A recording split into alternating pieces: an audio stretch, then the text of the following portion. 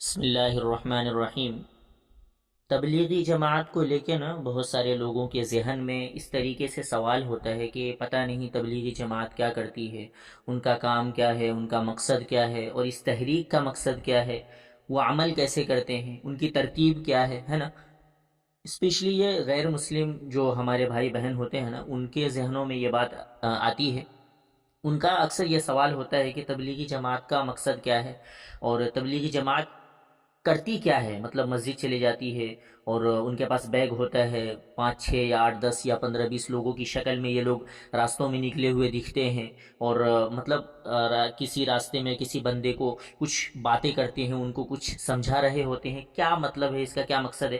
بھائی بہت شارٹ میں آپ کو سمجھاؤں نا، تبلیغی جماعت کا مقصد کیا ہے، کہ تبلیغی جماعت میں جو لوگ نکلتے ہیں نا، وہ انسانوں کو انسان بننا سکھاتے ہیں کہ بھائی اللہ نے اگر آپ کو انسان پیدا کیا ہے، انسان بنایا ہے، تو انسانیت کو سمجھو، اور اللہ تبارک و تعالیٰ نے ہر انسان کو جو انسان بنا کر بھیجا ہے نا، اس کا ایک مقصد ہے۔ اس مقصد کو سمجھو، اس ٹارگٹ کو سمجھو کہ اللہ نے دنیا میں تم کو بھیجا ہے تو کس مقصد کے تحت بھیجا ہے، ٹھیک ہے؟ تو سب سے پہلے اپنے اندر انسانیت پیدا کرو، اپنے کیریکٹر کو اچھا کرو، اپنے اخلاق کو بہتر کرو، اور اپنی عادتیں سدھارو، اور غلط چیزوں میں، غلط کاموں میں یا غلط باتوں میں اپنے وقت کو ضائع نہ کرو۔ اللہ کی عبادت کرو، اور لوگوں کے ساتھ بھلائی کرو، گالیاں مت بکو، جھوٹ مت بولو، اپنے کیریکٹر کو صاف کرو، کسی کو دھوکہ مت دو، کسی کے ساتھ بے ایمانی مت کرو، کسی کے پیسے نہ کھاؤ، اور کسی کو ستاؤ مت، کسی پہ ظلم مت کرو۔ اسی طریقے سے اگر مسلمان ہیں آپ، تو آپ نماز پڑھو، اللہ کو یاد کرو، قرآن کی تلاوت کرو، اور اگر آپ کو یہ سب نہیں آتا ہے، عبادت کرنا، نماز پڑھنا، تلاوت کرنا، قرآن پڑھنا، تو اس کو سیکھنے کی کوشش کرو۔ تو بیسیکلی یہ انسان بننا سکھاتے ہیں ہر انسان کو۔ دعوت و تبلیغ کا اصل مقصد یہی ہے۔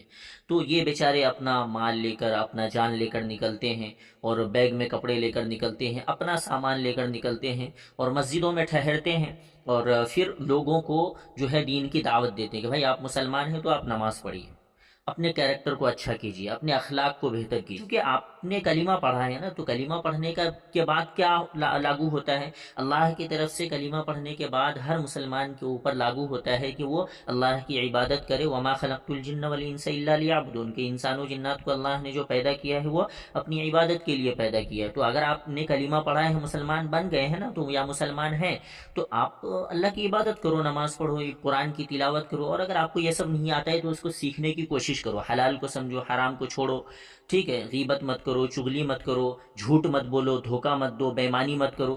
یہ ساری چیزیں مطلب سکھائی جاتی ہے بیسیکلی۔ برائی چھوڑ دو، نشہ چھوڑ دو، دارو چھوڑ دو، یہی چیزیں ہوتی ہیں نارملی، ٹھیک ہے؟ تبلیغ میں، دعوت میں اس سے زیادہ کچھ نہیں۔ اور ان کا رہنا سہنا مسجد ہوتا ہے، مسجد میں رہتے ہیں، مسجد میں کھاتے پیتے ہیں، اپنا کھانا بناتے ہیں، اپنا مال لے کر آتے ہیں، ساری چیزیں ان کی اپنی ہوتی۔ پھر جو ہے ہر نماز کے بعد یہ لوگ باہر جا کے لوگوں کو دین کی دعوت دیتے ہیں، اور اللہ کی طرف، اللہ کی عبادت کی طرف لوگوں کو۔ اس کی بہت ساری ترتیب ہے بھائی۔ 3 دن اللہ کے راستے میں نکلو۔ اللہ کے راستے میں نکلنے کا مطلب آپ اپنے پاس کچھ پیسے ہو اور وہ لے کر نکلو۔